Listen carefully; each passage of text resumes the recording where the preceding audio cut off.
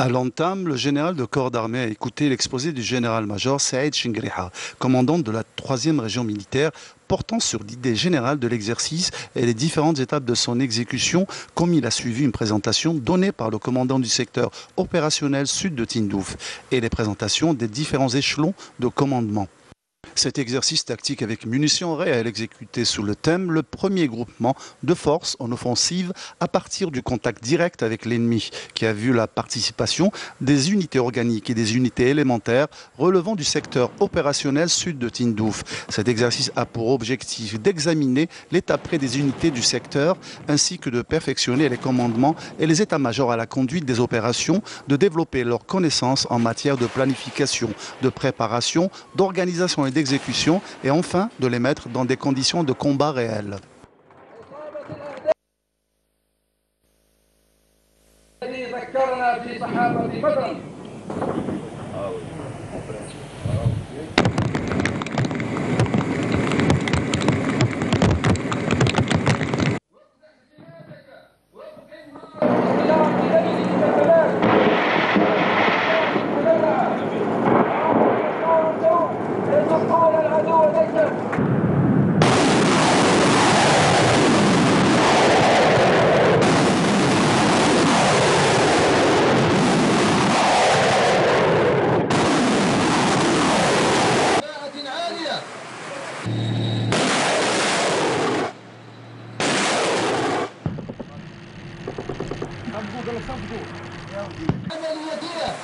Au niveau du champ de tir du dit secteur opérationnel, le général de corps d'armée a suivi de près les actions de combat menées par les unités engagées relevant des forces terrestres et aériennes et de défense aérienne du territoire. Des actions menées avec professionnalisme durant toutes les phases, avec des niveaux tactiques et opérationnels très satisfaisants, reflétant une rigueur de planification et d'organisation de haut niveau, ainsi que la compétence des cadres dans le domaine du montage et de la conduite des différentes actions de combat et le savoir-faire et l'aptitude des personnels à maîtriser les différents systèmes d'armement et des équipements mis en service, ce qui a contribué amplement à la réalisation de très satisfaisants résultats, notamment en termes de précision des tirs.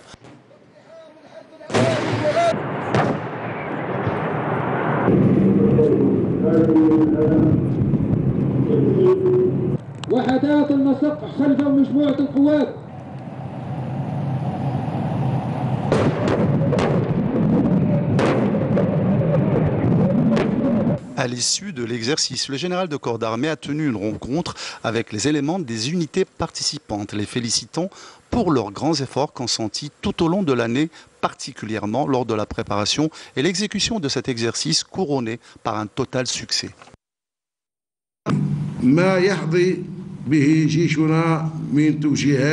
En fait, la démarche de développement graduel constitue l'objectif principal auquel le haut commandement de l'armée nationale populaire a conféré ces quelques dernières années un intérêt particulier qui a donné ses fruits grâce aux orientations clairvoyantes et au soutien immuable de son Excellence, le président de la République, chef suprême des forces armées, ministre de la Défense nationale. Ces fruits qui ne cessent de permettre, grâce à Allah, le Tout-Puissant, de mettre en valeur la véracité des efforts persévérants dans tous les domaines du métier du militaire.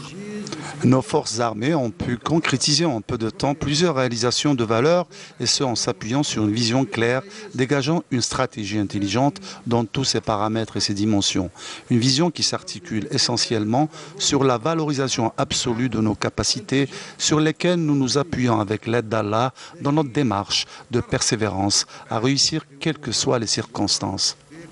Le général de corps d'armée a exhorté l'ensemble à maintenir toujours une parfaite disponibilité pour faire face à tous les actuels et futurs défis afin de pouvoir défendre l'Algérie ainsi que sa souveraineté, sa sécurité et sa stabilité.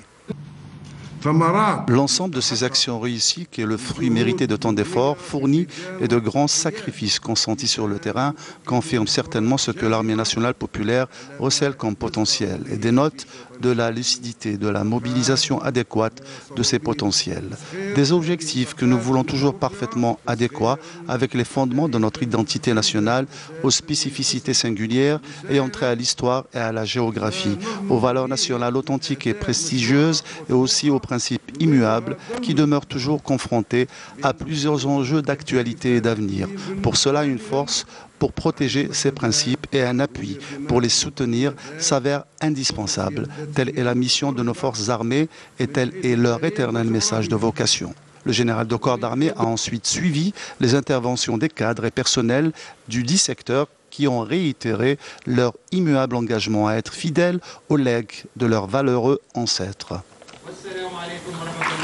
À l'issue, le général de corps d'armée a procédé à l'inspection des unités et des unités élémentaires ayant participé à l'exécution de cet exercice tactique Iqtisah 2018.